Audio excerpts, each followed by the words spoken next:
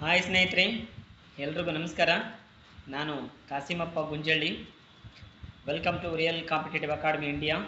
ಆತ್ಮೀಯ ಸ್ಪರ್ಧಾ ಮಿತ್ರರೇ ಹಾಗೂ ವಿದ್ಯಾರ್ಥಿ ಮಿತ್ರರೇ, ಇವತ್ತಿನ ಅವಧಿಯಲ್ಲಿ ಕರ್ನಾಟಕದ ಪ್ರಾಚೀನತೆ ಮತ್ತು ಇತಿಹಾಸದ ಮೂಲಗಳು ಎನ್ನುವಂಥ ಟಾಪಿಕನ್ನು ಕುರಿತು ಚರ್ಚೆ ಮಾಡಲಿದ್ದೇನೆ. ಮೊದಲನೇ ಪ್ರಶ್ನೆ, ಸುಮಾರು 50 ಪ್ರಶ್ನೆಗಳನ್ನು ತಗೊಂಡು ಬಂದಿದ್ದೀನಿ. ಬಹಳಷ್ಟು ಬಹುಮುಖ್ಯವಾದಂಥ ಪ್ರಶ್ನೆಗಳು.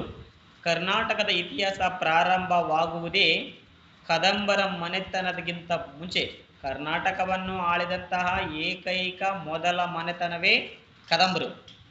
ಆದರೆ ಕದಂಬರಿಗಿಂತಲೇ ಮುಂಚೆ ಏನಿತ್ತು ಕರ್ನಾಟಕದ ಇತಿಹಾಸ, ಅದರ ಪ್ರಾಚೀನತೆ ಏನಿತ್ತು, ಇತಿಹಾಸದ ಮೂಲಗಳು ಹೆಂಗೆ ಹುಟ್ಟುಕೊಂಡು ಕರ್ನಾಟಕದಲ್ಲಿ ಅನ್ನುವಂಥ ವಿಷಯದ ಕುರಿತು ಬಹುಮುಖ್ಯವಾದ 50 ಪ್ರಶ್ನೆಗಳನ್ನು ಇವತ್ತು ನಿಮ್ಮೊಂದಿಗೆ ಚರ್ಚೆ ಮಾಡಲಿದ್ದೇನೆ. ಸ್ಟಾರ್ಟ್ ಮಾಡೋಣ. ಮೊದಲನೇ ಕ್ಲಾಸ್ ಏನಿದೆ ಅಂತೇಳಿ. ಮೊದಲನೇ ಪ್ರಶ್ನೆ, ಕರ್ನಾಟಕ ಎಂಬ ಪದದ ಪ್ರಾಚೀನ ರೂಪ ಏನು? ಇವಾಗ ಕರ್ನಾಟಕ ಆಗಿದೆ, ಆದರೆ ಕರ್ನಾಟಕ ಅನ್ನುವುದಕ್ಕಿಂತ ಮುಂಚೆ ಏನಿತ್ತು? ಕನ್ನಡ, ಕರ್ನಾಟಕ, ಕರ್ನಾಡು. ಯಾವುದು ಸರಿಯಾದ ಉತ್ತರ ಅಂತ ಹೇಳಿದ್ರೆ ಕರ್ನಾಟಕ ಅಂತ ಇತ್ತು. ಕರ್ನಾಟಕ ಎನ್ನುವ ಪದಕ್ಕಿಂತ ಮುಂಚೆ ಅಥವಾ ಪ್ರಾಚೀನ ರೂಪ ಕರ್ನಾಟಕ ಅಂತ ಇತ್ತು. ಕರ್ನಾಟಕ ಅಲ್ಲ, ಕರ್ನಾಟಕ. ಓಕೆ, ನೆನ್ಪಿಡಬೇಕು. ಮುಂದಿನ ಪ್ರಶ್ನೆ,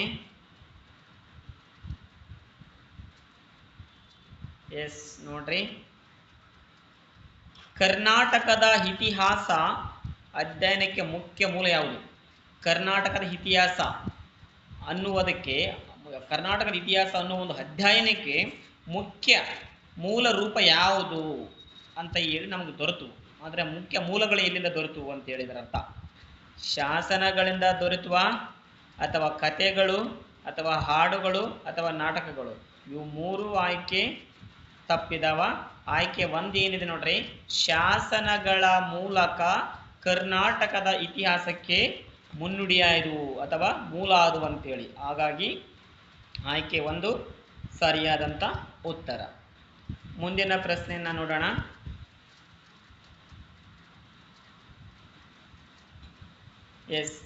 ಇತಿಹಾಸದ ಮೂಲಗಳನ್ನು ಎಷ್ಟು ಭಾಗಗಳಾಗಿ ವಿಂಗಡಣೆ ಮಾಡಲಾಗುತ್ತೆ?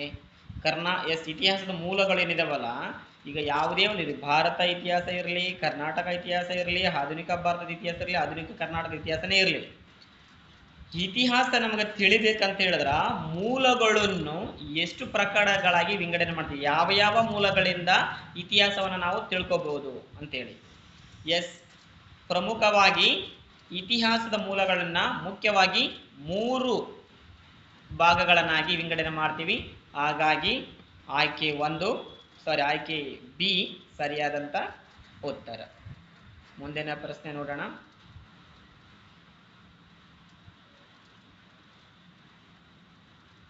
ನೆಕ್ಸ್ಟ್, ಕೆಳಗಿನವುಗಳಲ್ಲಿ ಲಿಖಿತ ಮೂಲ. ಇತಿಹಾಸದ ಮೂಲಗಳಲ್ಲಿ 3 ಪ್ರಮುಖವಾದ ವಿಂಗಡಣೆಗಳನ್ನು ಮಾಡ್ತೀವಿ. 3 ವಿಧಗಳು ಅಥವಾ 3 ಭಾಗಗಳು. ಲಿಖಿತ ಮೂಲಗಳು ಅನ್ನುವಂಥದ್ದು ಕೂಡ ಒಂದು ವಿಧ. ಇತಿಹಾಸದ ಮೂಲಗಳಲ್ಲಿ ಲಿಖಿತ ಮೂಲ ಅನ್ನುವಂಥದ್ದು ಕೂಡ ಒಂದು ಮೂಲ, ನೆನಪಿರಬೇಕು. ಲಿಖಿತ ಮೂಲ ಯಾವುದು? ನಾಣ್ಯನ ಲಿಖಿತ ಅಲ್ಲ, ಶಾಸನ, ಮೂರ್ತಿ, ಕಟ್ಟಡ. ನಾಣ್ಯನೂ ಅಲ್ಲ, ಮೂರ್ತಿನೂ ಅಲ್ಲ, ಕಟ್ಟಡನೂ ಅಲ್ಲ. ಸರಿಯಾದಂಥ ಉತ್ತರ ಶಾಸನಗಳು ಬರೆಯುವುದಕ್ಕೆ ಸಂಬಂಧಪಟ್ಟಿದ್ದರಾಗಿದ್ದರಿಂದ ಲಿಖಿತ ಮೂಲ ಆಗಿದೆ ಶಾಸನಗಳು. ಹಾಗಾಗಿ ಆಯ್ಕೆ ಬಿ ಸರಿಯಾದಂಥ ಉತ್ತರ. ಮುಂದಿನ ಪ್ರಶ್ನೆ,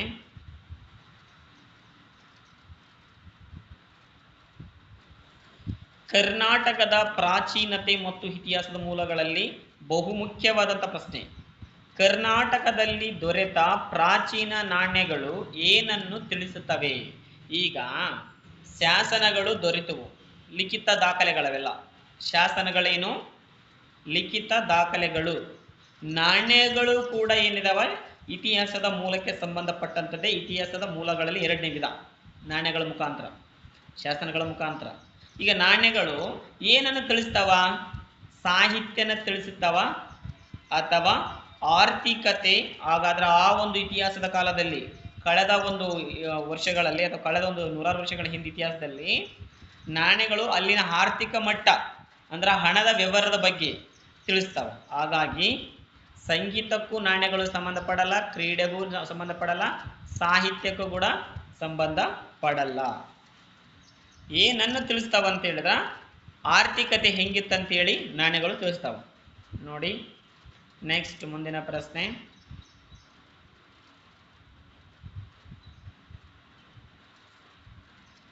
ಶಿಲಾಶಾಸನಗಳನ್ನು ಯಾರು ಬರೆಯುತ್ತಿದ್ರು? ರೈತರು ಬರಿತಿದ್ರ, ರಾಜರು ಬರಿತಿದ್ರ, ವ್ಯಾಪಾರಿಗಳು ಬರಿತಿದ್ರ ಅಥವಾ ಕಲಾವಿದರು ಬರಿತಿದ್ರ? ಶಿಲಾಶಾಸನಗಳನ್ನು ಬರೆಯುತ್ತಿದ್ದರು. ಯಾರೇ ಬರೀತಿದ್ರು ಅಥವಾ ಯಾರು ಬರೀತಿದ್ರು ಅಂತ ಹೇಳಿ ಅರ್ಥ. ರೈತರ ಕಡೆಯಿಂದ ಶಿಲಾಶಾಸನಗಳನ್ನು ಬರಿತಕ್ಕಂಥದ್ದು ಇಲ್ಲ. ವ್ಯಾಪಾರಿಗಳು ಬರಿತಿದ್ರ ಶಿಲಾಶಾಸನಗಳನ್ನು? ಇಲ್ಲ. ಕಲಾವಿದರು ಬರಿತಿದ್ರ? ರಾಜರುಗಳು ಬರಿತಿದ್ರು. ಶಿಲಾಶಾಸನಗಳನ್ನು ಬರಿತಕ್ಕಂಥವ್ರು ಯಾರು? ಈಗ ಅಶೋಕನ ಶಿಲಾಶಾಸನ ಅಂತ ಇದೆ. ಅಶೋಕ ಒಬ್ಬ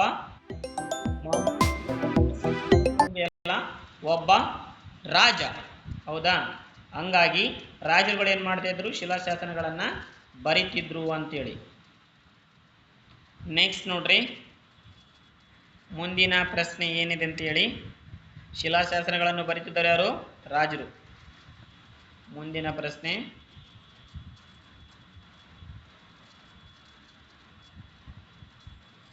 ಕರ್ನಾಟಕದ ರಾಜಧಾನಿ ಯಾವುದು? ಇವಾಗಿಂದ ಕೂಡ ಕೇಳಿದ್ರೆ ತಗೋರಿದು. ಆಧುನಿಕ ಮೈಸೂರು ಏನಿದೆಯಲ್ಲ, ಮೈಸೂರು ಕರ್ನಾಟಕ ಏನಿತ್ತಲ್ಲ, ಮೈಸೂರು ಸ್ಟೇಟ್, ಮೈಸೂರು ರಾಜ್ಯ ಅಂತೇಳಿ 1956 ಸುಮಾರಿಗೆ ಮೈಸೂರು ರಾಜ್ಯ ಅಂತೇಳಿ ಇತ್ತು. ಕರ್ನಾಟಕ ಅಂತ ಹೆಸರು ಬರ್ಲಿಕ್ಕೆ ಮುಂಚೆ ಮೈಸೂರು ರಾಜ್ಯ ಅಂತ ಇತ್ತು. ರೈಟ್. ಇವಾಗ ನೋಡ್ರಿ ಪ್ರೆಸೆಂಟ್ ಕೇಳಿದಾರೆ ಅವರು. ಕರ್ನಾಟಕದ ರಾಜಧಾನಿ ಸಾಮಾನ್ಯವಾಗಿ ಗೊತ್ತಿರುತ್ತೆ, ಬೆಂಗಳೂರು. ನೆಕ್ಸ್ಟ್ ನೋಡ್ರಿ, ಹಂಪಿ ಯಾವ ಸಾಮ್ರಾಜ್ಯಕ್ಕೆ ಪ್ರಸಿದ್ಧ ಅಥವಾ ಯಾವ ಸಾಮ್ರಾಜ್ಯಕ್ಕೆ ಸೇರಿತ್ತು ಅಥವಾ ಯಾವ ಸಾಮ್ರಾಜ್ಯಕ್ಕೆ ಸೇರಿದ್ದಂತ ಒಂದು ಇದು ಸಾಮ್ರಾಜ್ಯ ಅಂತೇಳಿ? ಚಾಳುಕ್ಯರು, ಬಾದಾಮಿಗೆ ಸಂಬಂಧಪಡುತ್ತೆ, ಬಾದಾಮಿ ಚಾಲುಕ್ಯರು. ವಿಜಯನಗರ ಸಂಬಂಧಪಡುತ್ತೆ. ನೋಡ್ರಿ ಸರಿಯಾದಂತ ಉತ್ತರ ಯಾವುದು? ವಿಜಯನಗರ ಸಾಮ್ರಾಜ್ಯಕ್ಕೆ ಹಂಪಿ ಸೇರಲ್ಪಟ್ಟಿದ್ದು ಅಥವಾ ಪ್ರಸಿದ್ಧಿಯನ್ನು ಪಡೆದಂಥದ್ದು ವಿಜಯನಗರ ಸಾಮ್ರಾಜ್ಯ, ಹಂಪಿ. ಮೌರ್ಯರು, ರಾಷ್ಟ್ರಕೂಟರು ಎಲ್ಲಿ ಬರ್ತಾರೆ? ಯಾವ ಒಂದು ಸಾಮ್ರಾಜ್ಯ ಸೇರಲ್ಪಡ್ತು ಇವರಿಗೆ? ಮಾಳಕೇಟದ ರಾಜರು ಅಂತೇಳಿ, ಮಾಳಕೇಟ ಅಥವಾ ಮಾನ್ಯಕೇಟ ಅಂತ ಹೇಳಿರುತ್ತೆ ನೋಡ್ರಿ, ಅವ್ರಿಗೆ ಸಂಬಂಧಪಡುತ್ತೆ. ಮೌರ್ಯರು, ಚಂದ್ರಗುಪ್ತ ಮೌರ್ಯ, ಸಮುದ್ರಗುಪ್ತ, ಅಶೋಕ ಕೂಡ ಮೌರ್ಯ ಸಾಮ್ರಾಜ್ಯಕ್ಕೆ ಸೇರಿದಂತ ಒಬ್ಬ ಅರಸ, ನೆನಪಿರ್ಲಿ, ಹೌದಾ? ಬಾದಾಮಿ ಬಾದಾಮಿ ಒಂದು ಏನಿದೆಯಲ್ಲ, ಅದು ಯಾವ ಸಾಮ್ರಾಜ್ಯಕ್ಕೆ ಸೇರಲ್ಪಟ್ಟಿದೆ ಅಂತ ಹೇಳಿದ್ರೆ ಚಾಲುಕ್ಯರ ಸಾಮ್ರಾಜ್ಯಕ್ಕೆ ಸೇರಲ್ಪಟ್ಟಿರ್ತಕ್ಕಂಥದ್ದು. ವಿಜಯನಗರ, ಹಂಪಿ. ಓಕೆ, ನೋಡ್ರಿ ಮುಂದಿನ ಪ್ರಶ್ನೆ.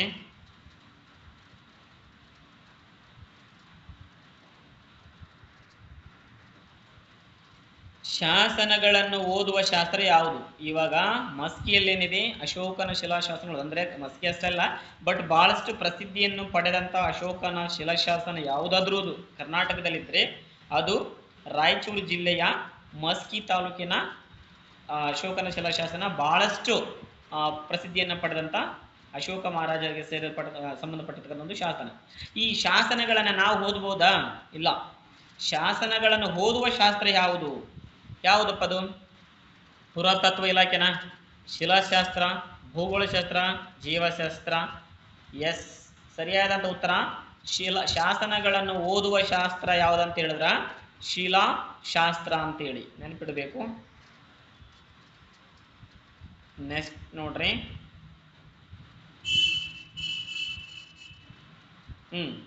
ಕರ್ನಾಟಕದ ಪ್ರಾಚೀನ ಜನರು ಬಳಸಿದ ಲೋಹ ಯಾವುದು? ಚಿನ್ನ ಇವಾಗ ಬಳಸಕತ್ತೀವಿ, ಕಬ್ಬಿಣ, ಬೆಳ್ಳಿ, ಹಿತ್ತಾಳೆ, ಪಿತ್ತಳೆ ಅಂತ ಆಗಿದೆ, ಸಾರಿ ಇದು ಹಿತ್ತಾಳೆ.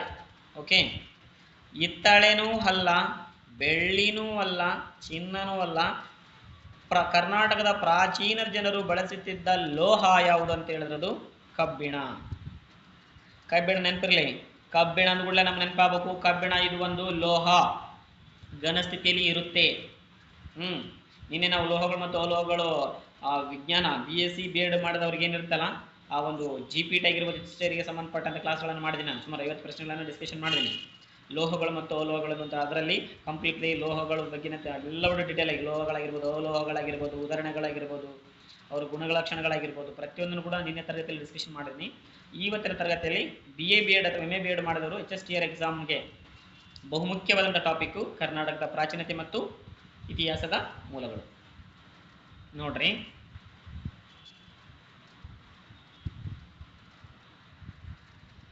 ಮುಂದಿನ ಪ್ರಶ್ನೆ,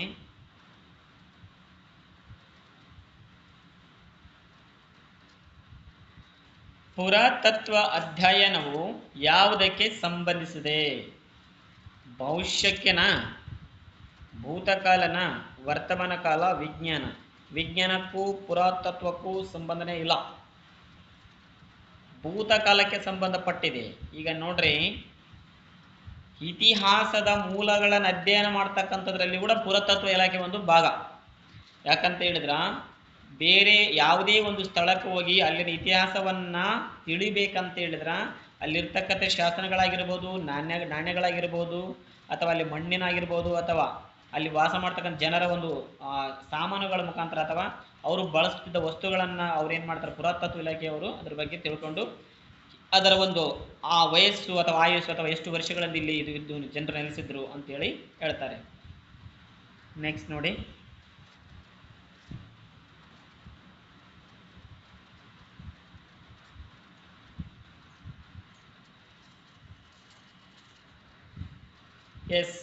ಮೌಖಿಕ ಮೂಲ ಉದಾಹರಣೆ ಯಾವುದು?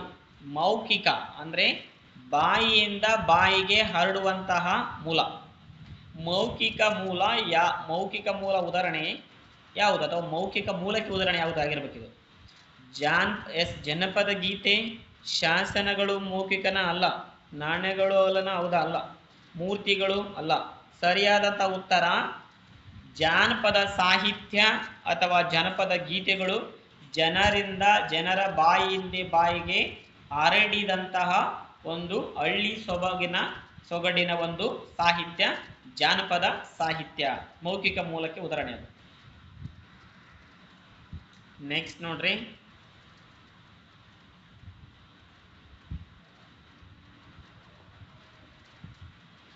ಸಾಹಿತ್ಯ ಮೂಲಕ್ಕೆ ಉದಾಹರಣೆ ಯಾವುದು?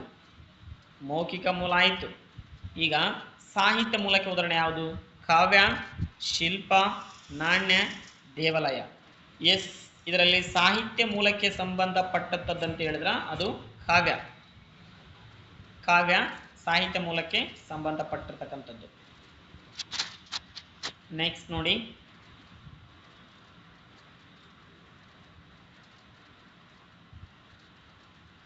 ಕನ್ನಡದ ಮೊದಲ ಶಾಸನ ಯಾವುದು? ಹಲ್ಮಿಡಿ ಶಾಸನ, ಐಹೊಳೆ ಶಾಸನ, ತಾಳಗುಂದ ಶಾಸನ, ಬಾದಾಮಿ ಶಾಸನ? ದಯವಿಟ್ಟು ಆತ್ಮೀಯ ಸ್ಪರ್ಧಾ ಮಿತ್ರರೇ, ನಿಮಗೆ ನಾನು ನೆನಪು ಮಾಡಿ ಕೊಡಲೇಬೇಕು. ಈ ಐಹೊಳೆ ಇದೇನು 4 ಶಾಸನಗಳು ಇರ್ತವೆ ನೋಡ್ರಿ, ಇವುಗಳ ಬಗ್ಗೆ ತಿಳ್ಕೊಂಡ್ರೆ ಒಂದಲ್ಲ ಒಂದು ಪ್ರಶ್ನೆನ ನಾವು ಪರೀಕ್ಷೆಯಲ್ಲಿ ಎದುರಿಸಬಹುದು. 100% ದಯವಿಟ್ಟು ಶಾಸನಗಳ ಬಗ್ಗೆ ಒಂದು ಕ್ವಶನ್ ಇದ್ದೇ ಇರ್ತೈತಿ, ನೆಗ್ಲೆಕ್ಟ್ ಮಾಡಬೇಡ್ರಿ. ಓಕೆ, ಕನ್ನಡದ ಮೊದಲ ಶಾಸನ ಯಾವುದು? ಹಲ್ಮಿಡಿ ಶಾಸನ. ಓಕೆ, ಆದರೆ ಐಹೊಳೆ ಶಾಸನ ಯಾರಿಗೆ ಸಂಬಂಧಪಟ್ಟದ್ದು? ಅದನ್ನು ಬರೆದವರು ಯಾರು?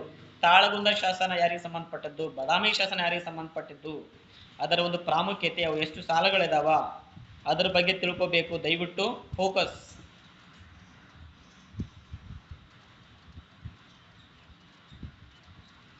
ನೆಕ್ಸ್ಟ್ ನೋಡಿ, ಹಲ್ಮಿಡಿ ಶಾಸನ ಯಾವ ಭಾಷೆಯಲ್ಲಿದೆ? ನೋಡ್ರಿ, ಹಲ್ಮಿಡಿ ಶಾಸನ ಯಾವ ಭಾಷೆಯಲ್ಲಿದೆ? ಸಂಸ್ಕೃತ, ಕನ್ನಡ, ತಮಿಳು, ತೆಲುಗು. ಕನ್ನಡದಲ್ಲಿದೆ. ಹಲ್ಮಿಡಿ ಶಾಸನ ಯಾವುದರಲ್ಲಿದೆ? ಹಲ್ಮಿಡಿ ಶಾಸನ ಯಾರಿಗೆ ಸಂಬಂಧಪಡುತ್ತೆ? ಹಲ್ಮಿಡಿ ಶಾಸನ ಓಕೆ, ಕನ್ನಡದಲ್ಲಿದೆ, ನೆನ್ಪಿಟ್ಕೋಬೇಕು. ದಯವಿಟ್ಟು ಶಾಸನಗಳ ಬಗ್ಗೆ ತಿಳ್ಕೊರಿ, ನೋಟ್ಸ್ ಕೂಡ ಮಾಡ್ಕೋಬೇಕು. ಹಂಗೆ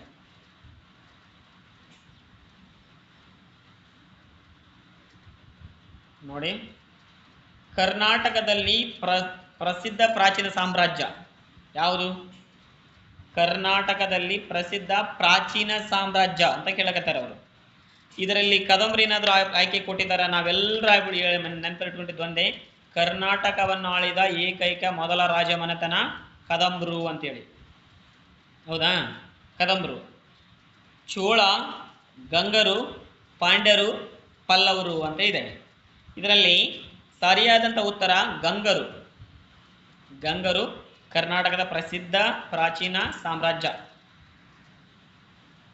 ನೆಕ್ಸ್ಟ್ ನೋಡೋಣ. ನಾಣ್ಯಗಳನ್ನು ಅಧ್ಯಯನ ಮಾಡುವ ಶಾಸ್ತ್ರ. ನೋಡ್ರಿ, ಶಾಸನಗಳನ್ನು ಅಧ್ಯಯನ ಮಾಡುವ ಶಾಸ್ತ್ರ ಯಾವುದು? ಶಿಲಾಶಾಸ್ತ್ರ. ನೆನಪಿರಲಿ, ಶಾಸನಗಳನ್ನು ಅಧ್ಯಯನ ಮಾಡುವ ಶಾಸ್ತ್ರ ಶಿಲಾಶಾಸ್ತ್ರ. ಅದೇ ರೀತಿಯಾಗಿ ನಾಣ್ಯಗಳನ್ನು ಅಧ್ಯಯನ ಮಾಡುವ ಶಾಸ್ತ್ರ ಯಾವುದು? ದಯವಿಟ್ಟು focus this point. Yes, numismatics, zoology, botany, geology. Zoology ಅಂತ ಹೇಳಿದ್ರ ಪ್ರಾಣಿಶಾಸ್ತ್ರ, ನಾಣ್ಯಕ್ಕೂ ಅದಕ್ಕೂ ಸಂಬಂಧ ಇಲ್ಲ, ಕೈ ಬಿಡ್ರಿ. ಬಾಟನಿ ಸಸ್ಯಶಾಸ್ತ್ರ, ನಾಣ್ಯಕ್ಕೆ ಇದಕ್ಕೂ ಸಂಬಂಧ ಇಲ್ಲ, ಕೈ ಬಿಡ್ರಿ. ಜಿಯೋಲಜಿ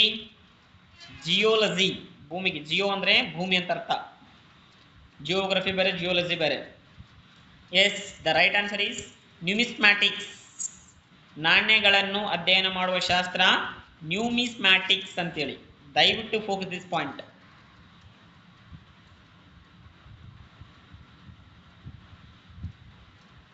ನೋಡ್ರಿ, ದೇವಾಲಯಗಳು ಯಾವ ಮೂಲಕ್ಕೆ ಸೇರುತ್ತವೆ? Wonderful question. ಭೌತಿಕ ಮೂಲ, ಮೌಖಿಕ ಮೂಲ, ಮೌಖಿಕ ಮೂಲ ಅಲ್ಲ. ಫಸ್ಟ್ ನಿಮ್ಮ ತಲೆಯಲ್ಲಿ ನೆನ್ಪಿಡ್ಕೊಂಡ್ಬಿಡ್ರಿ, ಯಾವುದೇ ಪ್ರಶ್ನೆ ನೀವು ಅಟೆಂಡ್ ಮಾಡಕ್ ಹೋಗ್ತೀರಂತ ಹೇಳಿದ್ರ ನೀವು ಕರೆಕ್ಟ್ ಆಗಿ ಪುಸ್ತಕಗಳನ್ನೇನಾದ್ರೂ ಓದಿದ್ರೆ 100% ಕ್ವಶನ್ ನೋಡಿದ ಘಟನೆ ಇದು ಆನ್ಸರ್ ಹೌದಲ್ಲ ಅಂತ ಗೊತ್ತಾಗುತ್ತೆ. There is no doubt in that. ನಿಮಗೆ ಎಕ್ಸ್ಪೀರಿಯನ್ಸ್ ಆಗೋ ಇದ್ರಿ. ಎಷ್ಟೋ ಮಂದಿ ಅಭ್ಯರ್ಥಿಗಳು ಈಗ ಆಲ್ರೆಡಿ 10ರಿಂದ 20 ಎಕ್ಸಾಮ್ಗಳನ್ನು ಬರೆದಿರ್ತೀರಿ, ನಿಮ್ಗೆ ಗೊತ್ತಿರುತ್ತೆ. ನಾನು ಹೇಳುವಂಥ ಮಾತು ಕೂಡ ನಿಮ್ಗೆ ನಿಜ ಅನ್ಸುತ್ತೆ. ಪ್ರಶ್ನೆ ನೋಡಿದ್ರೆ ಸಾಕು, ಈ ಪ್ರಶ್ನೆಗೆ ಇದು ಉತ್ತರ ಹೌದು, ಇದು ಅಲ್ಲ ಅಂತೇಳಿ ನೋಡಿದ ತಕ್ಷಣ ಹೇಳ್ಬಿಡ್ಬೋದು. ಮೌಖಿಕ ಮೂಲಕ್ಕೂ ದೇವರಕ್ಕೆ ಸಂಬಂಧನೇ ಇಲ್ಲ. ಸಾಹಿತ್ಯ ಮೂಲ ನೆವರ್. ಹೌದಾ? ಹಾಗಾದ್ರೆ ನಾವು ಆಪ್ಷನ್ಗಳನ್ನು ಈಸಿಗೆ ಎಲಿಮಿನೇಟ್ ಮಾಡಿಬಿಡ್ಬೋದು. ಸಾಹಿತ್ಯ ಮೂಲನಲ್ಲ, ಯಾವುದನ್ನಲ್ಲ. ದ ರೈಟ್ ಆನ್ಸರ್ ಈಸ್ ಭೌತಿಕ ಮೂಲ. ಭೌತಿಕ ಮೂಲ ಅಂದ್ರೆ ಏನು ಗೊತ್ತಾ? ಯಾವ ವಸ್ತು ತನ್ನ ಅಸ್ತಿತ್ವವನ್ನು ಗೋಚರಿಸುತ್ತೋ ಅದು ಭೌತಿಕ ಮೂಲ. ಯಾವುದೇ ವಸ್ತು ಇರಲಿ, ಕಣ್ಣಿಗೆ ಕಾಣುತ್ತಾ ತನ್ನ ಅಸ್ತಿತ್ವವನ್ನು ಗೋಚರಣೆ ಮಾಡಬೇಕು ಅಂದ್ರೆ ಜನರಿಗೆ ತೋರಿಸ್ಬೇಕು, ಕಾಣಬೇಕು, ಅಂಥವುಗಳ ನಾವು ಭೌತಿಕ ಮೂಲ ಅಂತೇಳಿ ಕರಿತೀವಿ. ಹೌದಾ? ಹಾಗಾಗಿ ದೇವಾಲಯಗಳು ಯಾವ ಮೂಲಕ್ಕೆ ಸೇರಿವೆ ಅಂತ ಹೇಳಿದ್ರೆ ಭೌತಿಕ ಮೂಲಕ್ಕೆ ಸೇರಿವೆ. ನೆಕ್ಸ್ಟ್ ನೋಡ್ರಿ, ಕರ್ನಾಟಕದ ಪ್ರಸಿದ್ಧ ಶಿಲ್ಪಕಲೆ ಕೇಂದ್ರ ಯಾವುದು? ಕರ್ನಾಟಕದ ಪ್ರಸಿದ್ಧ ಶಿಲ್ಪಕಲೆ ಕೇಂದ್ರ ಯಾವುದು? ಹಂಪಿ, ಮಂಗಳೂರು ಅಂತೂ ಅಲ್ವೇ ಅಲ್ಲ, ಎಲಿಮಿನೇಟ್ ಮಾಡ್ರಿ. ಕಾರವಾರ ಅಲ್ಲ, ಉಡುಪಿ ಅಲ್ಲ. The right answer is Hampi. Next ನೋಡ್ರಿ,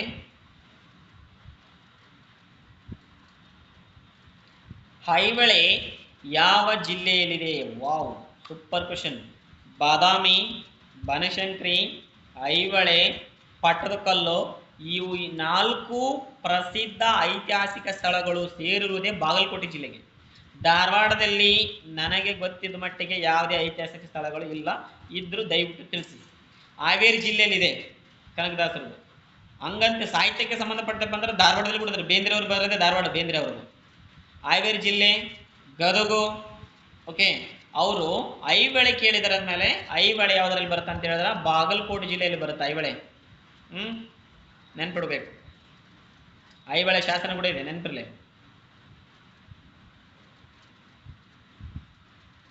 ನೆಕ್ಸ್ಟ್ ನೋಡ್ರಿ, ಕರ್ನಾಟಕದ ಪ್ರಾಚೀನ ಹೆಸರೇನು? ಮತ್ತೆ ಕ್ವಶನ್ ರಿಪೀಟ್ ಆಯ್ತಿದೆ. ಎಸ್, ಇಲ್ಲಿ ನೋಡ್ರಿ, ಕರ್ನಾಟಕದ ಪ್ರಾಚೀನ ಹೆಸರು ಅವಾಗ ಏನು ನೋಡಿದ್ವಿ ನಾವು? ಕರ್ನಾಟಕ ಅಂತ ಇತ್ತು, ಇಲ್ಲಿ ಕರ್ನಾಟಕ ಅಂತ ಕೊಟ್ಟಿದ್ದಾರೆ. ದಯವಿಟ್ಟು ಇದ್ರ ಬಗ್ಗೆ ಗೊಂದಲ ಇದೆ ನೋಡ್ರಿ. ಕರ್ನಾಟನೋ ಅಥವಾ ಕರ್ನಾಟಕ? ಓಕೆ, ಮೈಸೂರಂತೂ ಅಲ್ವೇ ಅಲ್ಲ. ಈಗ ಒನ್ ವರ್ಡ್ ಆನ್ಸರ್ ನೋಡ್ಬಿಡೋಣ, ಟೈಮ್ ಆಗಿದೆ ಆಲ್ರೆಡಿ. ತಾಳಗುಂದ ಶಾಸನ ಯಾವ ವಂಶಕ್ಕೆ ಸಂಬಂಧಿಸಿದೆ? ಕದಂಬರು.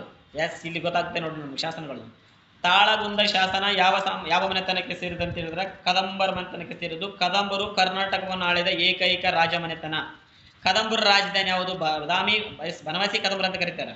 ಬನವಾಸಿ ಕದಂಬರು ತಮ್ಮ ರಾಜಧಾನಿಯನ್ನು ಬನವಾಸಿಯನ್ನು ತಮ್ಮ ರಾಜಧಾನಿಯಾಗಿ ಮಾಡಿಕೊಂಡು ಆಳ್ವಿಕೆಯನ್ನು ಮಾಡಿದಂಥ ಕರ್ನಾಟಕದ ಏಕೈಕ ರಾಜ ಮನೆತನ ಯಾವುದು ಅಂತ ಹೇಳಿದ್ರೆ ಕದಂಬರ ರಾಜ ಮನೆತನ. ಗಂಗರ ರಾಜಧಾನಿ ತಲಕಾಡಿನ ಗಂಗರು ಅಂತೇಳಿ ಕರೀತಾರೆ.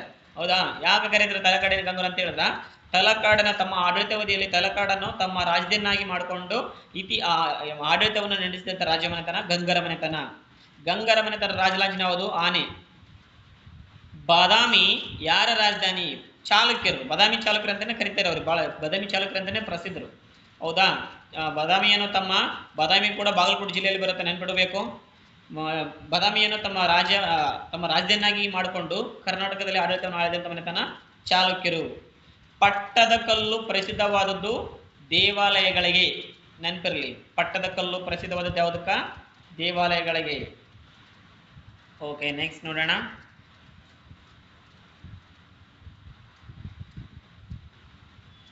ಎಸ್, ಪುರಾತತ್ವ ಇಲಾಖೆ ಏನು ಮಾಡುತ್ತದೆ? ಉತ್ಖನನ ಅಂತೇಳಿ. ಉತ್ಖನನ. ಶಿಲ್ಪಗಳು ಯಾವ ಮೂಲ? ಭೌತಿಕ ಮೂಲ. ಶಾಸನಗಳು ಹೆಚ್ಚಾಗಿ ಎಲ್ಲಿವೆ? ದೇವಾಲಯಗಳಲ್ಲಿ. ಕರ್ನಾಟಕದಲ್ಲಿ ಜೈನ ಧರ್ಮ ಕೇಂದ್ರ ಶ್ರವಣಬೆಳಗೊಳ. ಗೊಮ್ಮಟೇಶ್ವರ ಮೂರ್ತಿ ಎಲ್ಲಿದೆ? ಶ್ರವಣಬೆಳಗೊಳ. ಪ್ರಾಚೀನ ಶಿಕ್ಷಣ ಕೇಂದ್ರ ಮಠಗಳಾಗಿದ್ದು ಈ ಶಾಲೆಗಳು ಕಾಲೇಜುಗಳಾಗ್ಯಾವ. ಐಹೊಳೆ ಶಾಸನ ಬರೆದವರು ರವಿಕೀರ್ತಿ. ನೆನಪಿರಲಿ. ಐಹೊಳೆ ಶಾಸನ ಎಲ್ಲಿ ಬರುತ್ತೆ? ಬಾಗಲಕೋಟೆ ಜಿಲ್ಲೆಯಲ್ಲಿ ಬರುತ್ತೆ. ಹೌದಾ? ಐಹೊಳೆ ಶಾಸನ ಯಾರಿಗೆ ಸಂಬಂಧಪಟ್ಟದ್ದು? ಯಾರಿಗೆ ಸಂಬಂಧಪಟ್ಟದ್ದು? ಕದಂಬರಿಗೆ ಸಂಬಂಧಪಟ್ಟತಕ್ಕಂಥ ಶಾಸನ. ಹೌದಾ? ರವಿಕೀರ್ತಿ ಅನ್ನಂಥವರು ಒಬ್ಬ ರಾಜ ಆ ಒಂದು ಐಹೊಳೆ ಶಾಸನವನ್ನು ಬರೆದಂಥವ್ರು. ನೆಕ್ಸ್ಟ್ ನೋಡ್ರಿ.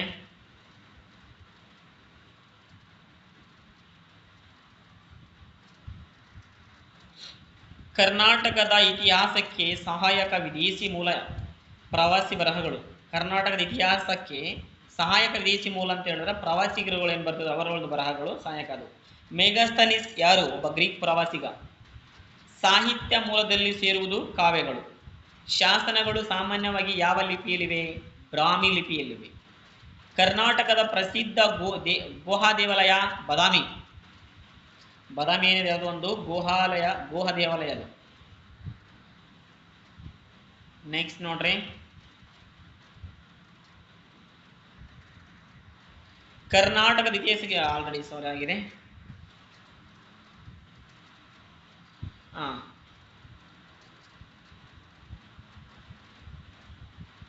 ರಾಷ್ಟ್ರಕೂಟರ ರಾಜಧಾನಿ ಮಾನ್ಯಕೇಟ. ನಾನು ಆಲ್ರೆಡಿ ಹೇಳಿದೆ, ರಾಷ್ಟ್ರಕೂಟರು ಮಾನ್ಯಕೇಟವನ್ನ ತಮ್ಮ ಆಡಳಿತ ರಾಜಧಾನಿಯಾಗಿ ಮಾಡಿಕೊಂಡು ಆಡಳಿತವನ್ನು ಮಾಡಿದಂಥ ರಾಜಮನೆತನ ರಾಷ್ಟ್ರಕೂಟರು. ಕನ್ನಡ ಸಾಹಿತ್ಯದ ಆದಿಕವಿ ಪಂಪ. ಕರ್ನಾಟಕದ ಪ್ರಾಚೀನ ಬಂದರು ಹೊನ್ನಾವರ. ತಾಮ್ರ ಪತ್ರಗಳು ಯಾವ ಮೂಲ? ಲಿಖಿತ ಮೂಲ. ಮೌಖಿಕ ಪರಂಪರೆ ಉದಾಹರಣೆ ಜಾನಪದ ಕಲೆ. ಚರಿತ್ರೆ ಎಂದರೆ ಭೂತಕಾಲದ ಅಧ್ಯಯನ ಎಂದರ್ಥ. ಓಕೆ ಸ್ನೇಹಿತರೆ, ಲಾಸ್ಟ್ ಸ್ಲೈಡು ನೋಡಿಬಿಡೋಣ. ಅಶೋಕನ ಶಾಸನ ಕರ್ನಾಟಕದಲ್ಲಿ ಎಲ್ಲಿದೆ ಅಂತ ಹೇಳಿದ್ದಾರೆ? ಮಸ್ಕಿ ಪ್ರಸಿದ್ಧವಾದದ್ದು ಅಶೋಕನ ಶಾಸನದಿಂದ. ಇತಿಹಾಸದ ಪಿತಾಮಹ ಯಾರು? ಹೆರೋಡಾಟಸ್. ಕರ್ನಾಟಕದ ಇತಿಹಾಸ ಅಧ್ಯಯನಕ್ಕೆ ಮುಖ್ಯ ಉದ್ದೇಶ ಭೂತಕಾಲವನ್ನು ತಿಳಿತಕ್ಕಂಥದ್ದು. ಓಕೆ ಸ್ನೇಹಿತರೆ, ಇಲ್ಲಿವರೆಗೂ ಸುಮಾರು 50 ಪ್ರಶ್ನೆಗಳನ್ನು ನಿಮ್ಮೊಂದಿಗೆ ಹಂಚ್ಕೊಂಡಿದ್ದೀನಿ. ಇದರಲ್ಲಿ ಏನಾದರೂ ಸಣ್ಣ ಪುಟ್ಟ ಮಿಸ್ಟೇಕ್ಸ್ಗಳನ್ನು ಇದ್ದರೆ ದಯವಿಟ್ಟು ಕಮೆಂಟಲ್ಲಿ ನೇರವಾಗಿ ಕಮೆಂಟನ್ನು ಮಾಡಿ. ಮುಂದಿನ ತರಗತಿಗಳಲ್ಲಿ ಅದನ್ನು ತಿದ್ದಿಕೊಳ್ಳುವಂಥ ಪ್ರಯತ್ನ ಮಾಡ್ತೀನಿ. ಓಕೆ, ಎಲ್ರಿಗೂ ನಮಸ್ಕಾರ.